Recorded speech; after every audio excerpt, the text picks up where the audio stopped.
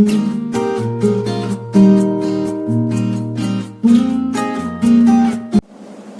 Dear student, जैसे कि हमने पिछले पार्ट में विमाओं के अनुप्रयोग के बारे में बताए थे। तो पिछले पार्ट में हमने जो विमाओं का अनुप्रयोग किया था वो था हमारा किसी भौतिक राशि के मात्रक को एक पद्धति से दूसरी पद्धति में बदलना। ठीक है बच्चों, आज जो हमारा दूसरा विमाओं का अनुप्रयोग आता है ये आता है किसी समीकरण के विमीय संतुलन अथवा सत्यता की जांच करना।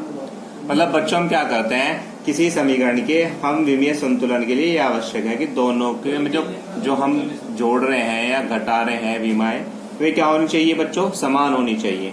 ठीक है, इसे बच्चों विमाओं की समानता का सिद्धांत भी कहते हैं। मान लिया हमारे पास कोई फॉर्मूला है, हमें देखना है कि हमारा फॉर्मूला सही है या गलत है, तो दोनों ओर की जो विमाएं है, जो डायमेंशन है वो बच्चों इक्वल होनी चाहिए। ठीक है, तो इसी तरह से हम क्या करते हैं, किसी समीकरण के विमीय संतुलन अथवा सत्यता की क्या करते हैं बच्चों, जांच करते हैं कि हमारा जो फॉर्मूला है वो ठीक है या नहीं।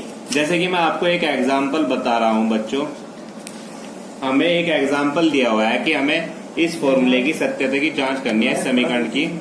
ये हमारी जो समीकरण है ये 1/2 mv स्क्वायर इक्वल टू किसके है, mgh के है बच्चों, किसके है, mgh के। तो हमें बच्चों इसमें सत्यता की जांच करनी है कि ये जो हमारी इक्वेशन है, जो ये समीकरण है, ये सत्य है या असत्य है। जहां m तो क्या है, द्रव्यमान है बच्चों, v क्या है, वेग है, g गुरुत्वीय त्वरण है और h क्या है, ऊंचाई है। तो सबसे पहले हम इस जो समीकरण है बच्चों, इसकी हमें सत्यता की जांच करनी है कि विमीय दृष्टि से सही है या गलत है। तो सबसे पहले हम क्या करते हैं बच्चों, सबसे पहले हम क्या करेंगे, लेफ्ट हैंड साइड की विमाएं लिखते हैं। तो जो लेफ्ट हैंड साइड है वो हमारा है कितना, 1/2 mv स्क्वायर है। कितना है बच्चों, 1/2 mv स्क्वायर। तो जो इसकी विमा हो जाएगी, आपको पता है 1/2 की कोई विमा नहीं होती है। m की जो मास होता है इसकी विमा कितनी होती है, द्रव्यमान की m, और जो वेग है, वेग की विमा कितनी होती है बच्चों, LT-1, और इसका क्या है बच्चों, स्क्वायर है।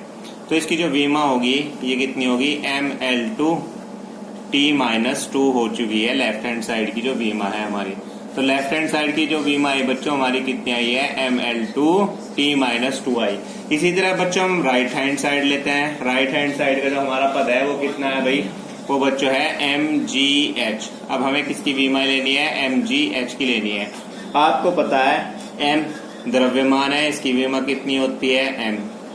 g क्या है हमारा, गुरुत्वीय त्वरण, और आपको पता है गुरुत्वीय त्वरण की जो विमा होती है वो कितनी होती है, L2-2।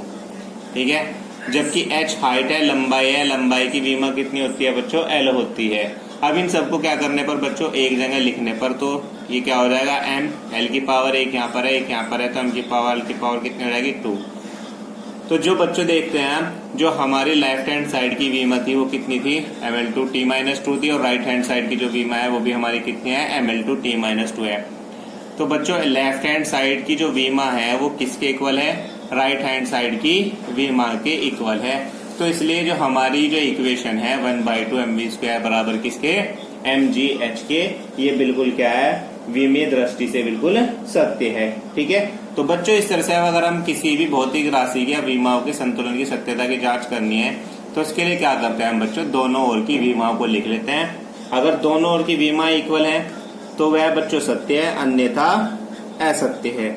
ठीक है, इसके बाद जो बच्चों हमारा तीसरा जो विमाओं का अनुप्रयोग आता है, इसके बाद जो बच्चों हमारा तीसरा अनुप्रयोग आता है, ये आता है किसी समीकरण में नियतांकों या चरों की विमाएं ज्ञात करना। ठीक है बच्चों, किसी नियतांक, जैसे मान लिया कोई भी है हमारे पास a बराबर a + b t + c या कुछ भी है बच्चों, हमें इसमें क्या ज्ञात करनी है, नियतांकों में चरों की विमाएं ज्ञात करनी है। तो इसके लिए क्या करते हैं हम बच्चों, जो जोड़े या घटाए जाने वाली पद हैं, जो चर सम्मिलित हैं, उनके विमाओं के सिद्धांत के अनुसार हम दोनों पक्षों की क्या करते हैं, विमाओं की तुलना करते हैं, जिससे हम चरों की विमाएं ज्ञात कर सकते हैं। जैसे बच्चों मैं ये डायरेक्ट आपको एग्जाम्पल के थ्रू समझा रहा हूँ। मान लिया हमारा कोई एग्जाम्पल है v बराबर a + bt + c/d + t है। ठीक है बच्चों, हमारा जो एग्जाम्पल है मैंने क्या बताया, v बराबर a + bt + c/d + t है। इसमें ये कह रहा है कि जो किसी कण का जो वेग है, वेग को हम किससे डिनोट करते हैं बच्चों, v से। ये समीकरण v बराबर a plus B T plus C upon D plus T के अनुसार है। यह समय इन पर क्या कर रहा है, निर्भर कर रहा है। जहां t बच्चों हमारा क्या है, समय है, तो वो कह रहा है a b c और d की क्या करनी है बच्चों, वीमाएं ज्ञात करनी है। ठीक है, तो मैंने आपको बताया कि जो आपस में जो बराबर होती हैं वीमाएं, या जो समान जोड़े या घटाए जाने वाली वीमाएं होती है, ये आपस में क्या होती हैं, बराबर होती हैं। ठीक है बच्चों, तो हम बच्चों देखते हैं, हमें ए बी सी व डी की वीमाएं ज्ञात करनी है। मैं जो कह रहा हूं, जो ए की वीमा है वो किसके बराबर होगी बच्चों, वी की वीमा के, क्योंकि मैंने एक चीज आपको बताई है, समान वीमाओं वाली राशियों को ही जोड़ा या घटाया जा सकता है। ठीक है, जो हमारी वीमाएं समान हैं जिनकी, उन राशियों को ही हम क्या कर सकते हैं, जोड़ते या घटा सकते हैं। तो जो ए की वीमा होगी बराबर किसकी होगी बच्चों, वी की वीमा के बराबर हो जाएगी। और हमें पता है बच्चों वी की वीमा कितनी है, LT-1 है, तो हमारी ए की वीमा भी कितनी हो जाएगी बच्चों, LT-1 हो जाएगी। इसके बाद हम बच्चों किसकी वीमा ज्ञात करते हैं, बी की वीमा ज्ञात करनी, और बी का जो पूरा पद है वो हमारा कितना है, BT। तो जो BT की वीमा होगी वो बच्चों आप एक काम कर सकते हो, या तो ए की वीमा के बराबर रख लो, चाहे बी की वीमा के बराबर रख लो, आपकी मर्जी, आप कोई सी वीमा के भी बराबर रख सकते हो।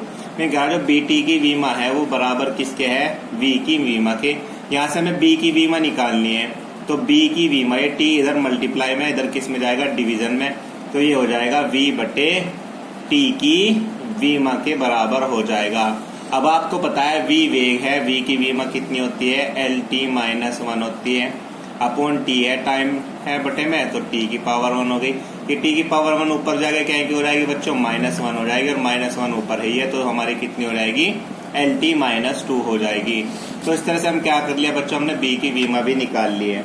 अब हमें किसकी वीमा चाहिए, मैं सबसे पहले d की वीमा निकाल लेता हूँ बच्चों, किसकी वीमा निकाल लेता हूँ, d की। हमारा जो पद है पूरा है c plus d plus T, परंतु जो d प्लस टी है, d के प्लस में क्या ऐड हो रहा है, t, तो जो d की वीमा होगी वो बराबर किसके हो जाएगी, t की वीमा के हो जाएगी, क्योंकि समान राशियों वाली वीमाओं को ही क्या कर सकते हैं हम, जोड़ा या घटाया जा सकता है। तो जो d की वीमा है बच्चों कितनी हो जाएगी, हमारी t हो जाएगी। ठीक है, अब बचा क्या हमारा, c upon d plus T, ये बचा, हमें c की वीमा निकालनी है। ये हम किसी के भी इक्वल रख सकते हैं, चाहे आप a की वीमा के बराबर रख लो, चाहे b की वीमा के, चाहे v की वीमा के बराबर आप रख सकते हो। तो c upon d plus T की वीमा किसके बराबर हो जाएगी बच्चों, v की वीमा के बराबर हो जाएगी।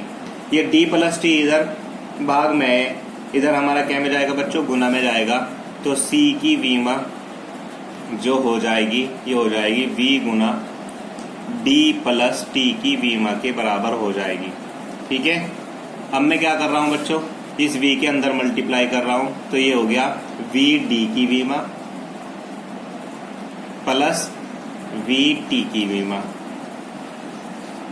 अब आप क्या कर सकते हो, c की वीमा किसी एक के बराबर रख सकते हो, चाहे v d की वीमा के बराबर रख लो, चाहे v t की। तो मैं कह रहा हूं v t की वीमा के मैंने बराबर रख लिया है। ठीक है, अब आपको पता है v की वीमा कितनी होती है बच्चों, हमारी LT-1 होती है, और t की वीमा कितनी है बच्चों, t है।